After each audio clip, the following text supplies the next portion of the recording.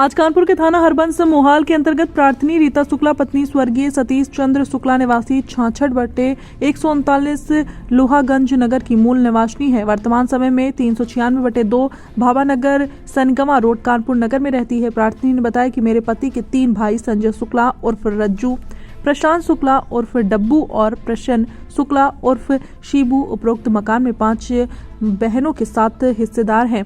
प्रशांत शुक्ला, संजय शुक्ला और प्रसन्न शुक्ला अपने परिवार के साथ अपने हिस्से में रहते हैं, परंतु प्रशांत शुक्ला जो हमेशा से हमारे हिस्से पर कब्जा करने की मंशा रखता था और कई बार मकान को कब्जा करने का प्रयास भी कर चुका है। प्रार्थनी ने बताया कि सन 2014 और 17 में प्रशांत और संजय शुक्ला ने मिलकर मकान को कब्जा करने का प्रयास किया था, परंतु उस समय हमारे मकान का कब्जा पुलिस प्रशासन की सहायता से वापस मिला था, जिसका सारा रिकॉर्ड थाना हरबंस मोहाल में दर्ज है। जहां दिनांक 12/2/2023 को प्रार्थनी को स्थानीय लोगों से सूचना प्राप्त हुई कि उनके देवर प्रसन्न शुक्ला और उनके परिवार ने मिलकर प्रार्थनी के नीचे वाले रिहायशी कमरे की डुप्लीकेट चाबी बनवाकर कमरे में घुसकर प्रार्थनी का रखा हुआ सारा सामान चोरी करते हुए मकान में गैर कानूनी तरह से कब्जा कर लिया है।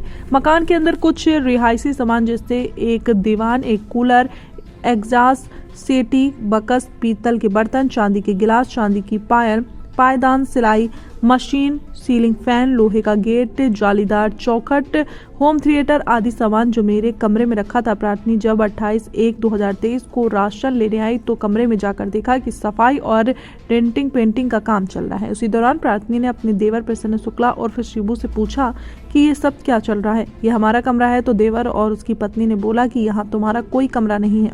उसी दौरान प्रार्थनी ने अपने दोनों बेटों के साथ थाना हरबंस मोहाल में जाकर घटना की सूचना दी और पुलिस प्रशासन से विधिक कार्रवाई की मांग की, लेकिन पुलिस प्रशासन विवाह और बुजुर्ग महिला का किसी भी तरह से मदद नहीं कर रही है। आज दिनांक 17/2/2023 को प्रार्थनी और उसके पुत्र ने पुलिस आयुक्त कानपुर कमिश्नरेट बीपी जोगदंड से मिलकर अपनी आपबीती सुनाई और कमिश्नर साहब से ये भी गुहार लगाई है कि उपरोक्त लोग प्रार्थनी और उनके दोनों बेटों को जानमाल की धमकी दे रहे हैं तथा प्रार्थनी का अंदेशा है कि बाकी के भी 2 कमरे कहीं उन कमरों में भी कब्जा न हो जाए।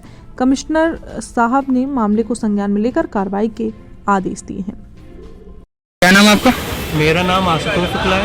ये मेरी माँ है श्रीमती रीता शुक्ला।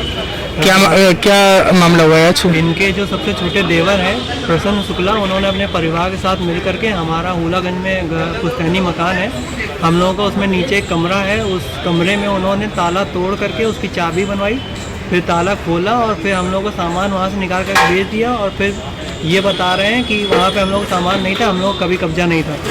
और इस मामले की सुनवाई के लिए हम लोगों ने जब प्रार्थना पत्र दिया हरबंस चौकी में हुलागंज में, तो वहाँ पे उन्होंने बोला कि पारिवारिक मामला है, इसमें हम लोग कुछ नहीं कर सकते। तो उन्होंने बस टाइम मांगा, उस पर कोई सुनवाई कार्रवाई नहीं हुई।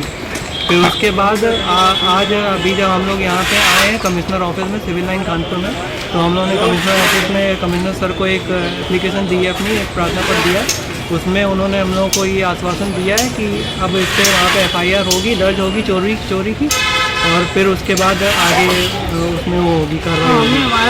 हमें हमारा सामान चाहिए और वहाँ पे कब्जा भी वापस चाहिए जल्दी से जल्दी। और नहीं तो हमें डर है कि ये लोग ऊपर भी हमारा हथियार लेंगे। ऊपर हम लोगों को जो पोस्टर है, हम लोगों को डर है कि ऊपर भी हम लोग कब्जा कर लेंगे और उसमें भी हम लोगों की पुलिस की तरफ से कोई कार्रवाई नहीं होगी। हम लोगों के फादर नहीं है, 2019 में निधन हो चुका है उनका, 2019 में उनका।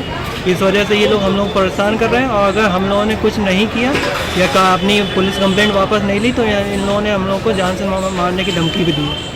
ये भी समझते हैं कि इन लोगों की तरफ से कोई बोलने वाला भी नहीं। इन लोगों को लगता है हम लोग की तरफ से हम लोग के पिताजी है नहीं तो हम लोग कुछ करेंगे नहीं, इस वजह से ये अपनी मनमानी कर रहे हैं और जो मर्जी आता है हम लोग का सामान पूरा 1 से 1.5 लाख रुपए का सामान था वो निकाल करके बेच दिया। और यार उसका क्या किया कुछ पता नहीं, हम लोग पूछ रहे हैं तो बोल रहे हैं यहाँ पे आपका सामान था ही नहीं, ये हम लोगों का कमरा था हमेशा से।